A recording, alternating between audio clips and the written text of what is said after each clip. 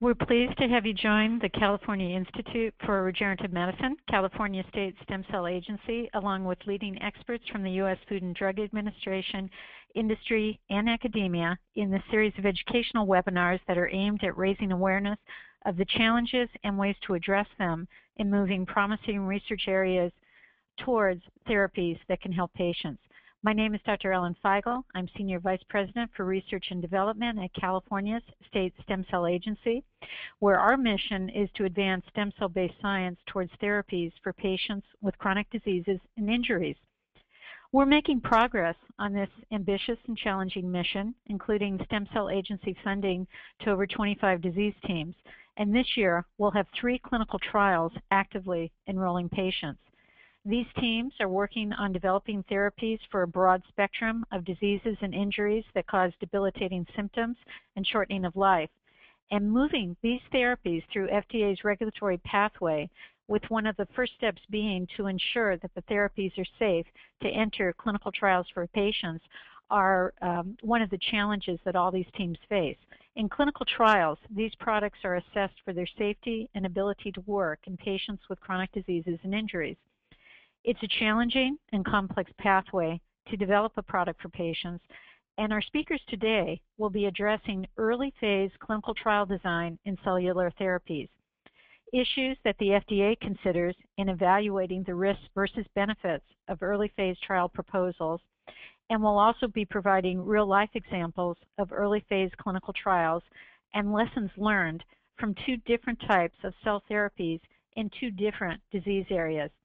Lessons learned from a phase 1 trial of an autologous cardiosphere-derived stem cell product in patients with a recent heart attack and heart failure, and leveraging lessons learned to a new clinical trial with allogeneic cells in the same indication, and then lumbar intraspinal injection of neural stem cells in patients with amyotrophic lateral sclerosis, a severe debilitating neurodegenerative disease, and results of a phase 1 trial in 12 patients. We will archive this webinar within approximately 2 to 3 weeks of this date, as we have done with previous educational webinars on our CIRM website, www.cirm.ca.gov, with the presentations, the audio recording, and the question and answer document. So you will have time to go back later or let your colleagues know who might have not been able to join today. Also, at the end will be a survey. We hope you'll take a moment to complete it, as we do want to hear what you think about the webinar and ways we can improve our educational outreach to you. We're very pleased to have such expert and experienced speakers with us today on the webinar. Starting out will be Dr. John Hyde, who's a medical reviewer in the Office of Cellular, Tissue, and Gene Therapy in FDA Center for Biologics. He has a PhD in mathematical statistics and medical specialty training in pathology, with a subspecialty of chemical pathology. He's been with the FDA for 21 years, and he has experience reviewing drugs and devices in addition to biologic products. The second speaker is Dr. Eduardo Marban, who's director of the Cedars-Sinai Heart Institute. He has over 20 years' experience in patient care, as well as research into how the heart works on the molecular and cellular levels, and how heart disease progresses. His discoveries have resulted in inventions and patents that have formed the basis for 3 startup companies. In 2007, he became director of the Cedars-Sinai Heart Institute, which brings together cardiologists, cardiac surgeons, imaging specialists, and researchers to foster discovery and enhance patient care. He also directs Cedars-Sinai's Board of Directors Heart Stem Cell Center, which focuses on cardiac regeneration.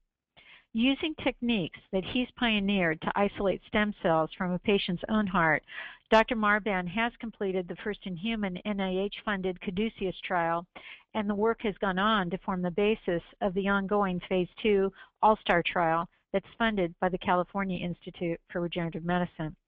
Among his many honors Dr. Marban has received are the Basic Research Prize of the American Heart Association, the Research Achievement Award of the International Society for Heart Research, the Gill Heart Institute Award, and the Distinguished Scientist Award of the AHA. He earned his bachelor's degree in mathematics from Wilkes College in Pennsylvania and then attended Yale University School of Medicine in a combined MD-PhD program. He came to Cedars-Sinai after 25 years at Johns Hopkins University School of Medicine. During his tenure there, he served in a variety of academic and research positions, including Chief of Cardiology. The third speaker is Dr. Jonathan Glass, who's Professor of Neurology and Pathology and Director of the Emory ALS Center in the Department of Neurology at Emory University in Atlanta, Georgia. He's widely known for his research on the pathogenesis and prevention of nerve degeneration and neurologic diseases, and for his work in human and experimental neuropathology. His laboratory currently focuses on the causes of nerve degeneration in animal models of neurologic diseases, including the development of novel therapeutic interventions to prevent the death of nerve fibers. He's also the principal investigator for the current first-in-human phase 1 study of spinal cord injection of neural stem cells for patients with ALS that's funded by the company NeuralStem. Dr. Glass received his undergraduate degree from Middlebury College in Vermont and his MD from the University of Vermont. He trained in neurology and neuropathology at Johns Hopkins, where he was a faculty member until moving to Emory in 1996. So each of these three speakers will have 30 minutes, and then after the three presentations, we're then going to open it up for your questions. As we have over 360 registrants, you'll send your questions to us by email. Apologies in advance if we don't get to your question, but we'll do our best to address them and then post them later on our website. So thanks very much, and now I'm very pleased to introduce our first speaker, Dr. John Hyde.